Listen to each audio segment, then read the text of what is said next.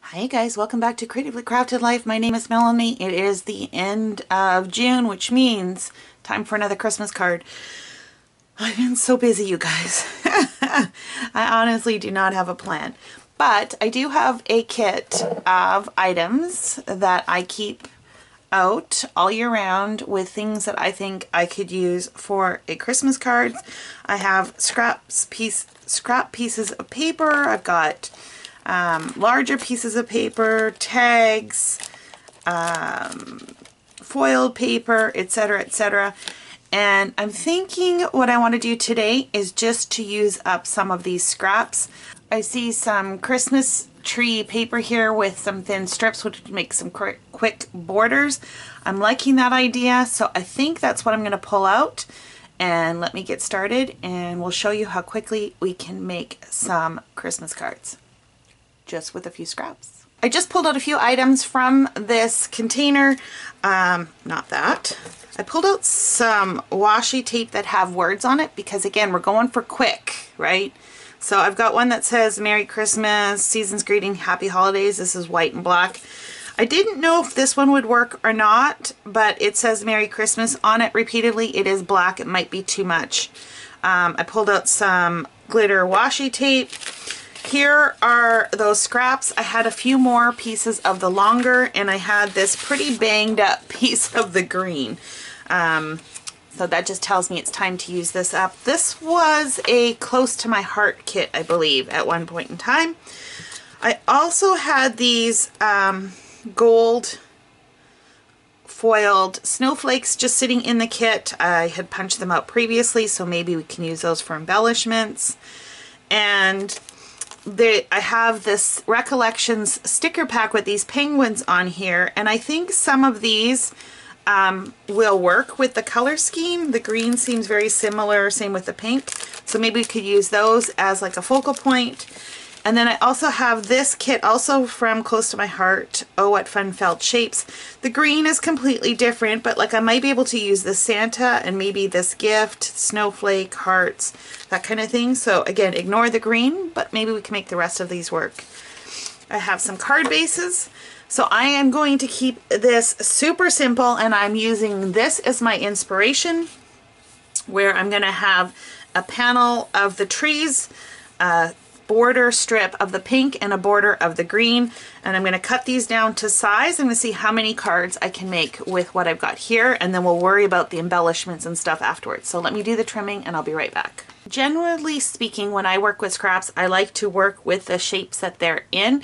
I could have made slimline cards with these, but I decided to go with the standard A2, and I am going to do two different designs. So I did take the scraps as they were. This happens to be a 3-inch, and it's now 3 inches wide by 5.5 long, and so that is going to cover the card panel. And then the pink piece is 1 inch by 5.5, so that is going to probably go right next to it. And then the green looks like it's about 1/2 inch by 5.5, and that's going to just overlap slightly like so. And we've got an entire card panel covered. So that's the first one. So I literally just cut every piece that I had at 5.5 inches. And then I was left over with some more scraps, and that's what these are.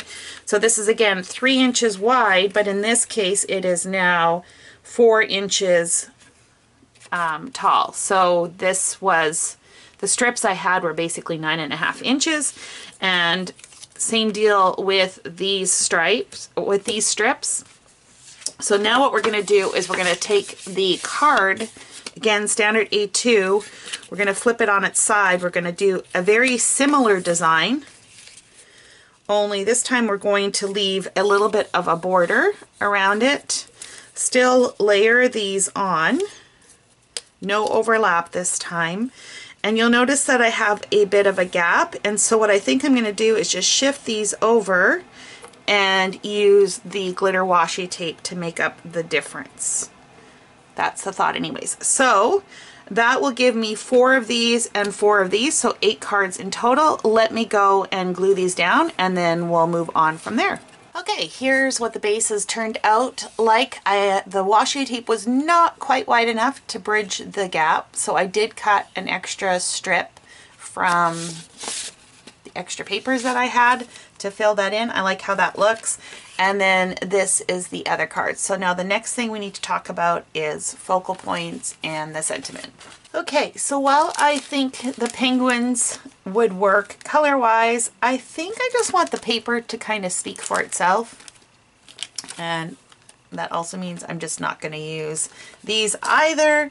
But I do really like the snowflakes. There are snowflakes in the paper, and I think that would look really cute. So I'm thinking maybe 3 kind of snowflakes per card might be kind of fun. And we do need to add the sentiment. There is no black in these at all, so I think I'm going to skip this and we are going to use this instead. And I'm going to use some scraps from that gold foiled cardstock that I was using for the snowflakes, because I'm going to need to punch out more snowflakes obviously, but that I would use this to trim some strips that I could apply the washi on top just to give it a little bit more substance. So let me work on that and I will come back and we'll see if the card needs anything else. Okay, so here's what the finished cards look like. I did punch out more of those snowflakes. I added a sequin, a gold sequin in the center, and then a rhinestone gem. The washi tape word label I put on the same gold foiled cardstock as the snowflakes. And all of these are basically the same. I just positioned the sentiment wherever I thought it would look best. And so each card is slightly different, but the concept is the same. Now on the horizontal cards, of course, they're a little bit different because I added the gold washi, but everything else is fundamentally the same except for 2 of the cards that had the original snowflakes I had punched out. I used a different punch for these other ones. I also had added some additional sequins on these, and I did not put gems on the additional ones, just, you know, to play it up. Now, I did add sequins and gems. You don't have to, but I did it because I'm also participating in a Smash Your Stash collaboration, and this month we were encouraged to use gems, sequins, enamel dots, that kind of thing. And so these are also going to be featured in that video, which is coming out on the 7th. So if you want to see what else I did with sequins and gems, be sure to like and subscribe on this video so that you don't miss out. Don't forget also to click the notification bell so it tells you when that is coming up. But otherwise, just so you know, it is on the 7th. So that is coming out at 9 a.m. Pacific or noon Eastern. So these will be shown there again because of course I used sequins and gems, but I do have a couple other things up my sleeve, so be sure to check that out. Okay, I'm starting to ramble, which means it's time to sign off. Thank you guys so much for hanging out with me. If you are playing along in this challenge, I would love to hear what you made this month, what you used, and if you posted on social media, leave your link so I can check it out. Thanks again, and until next time, happy crafting.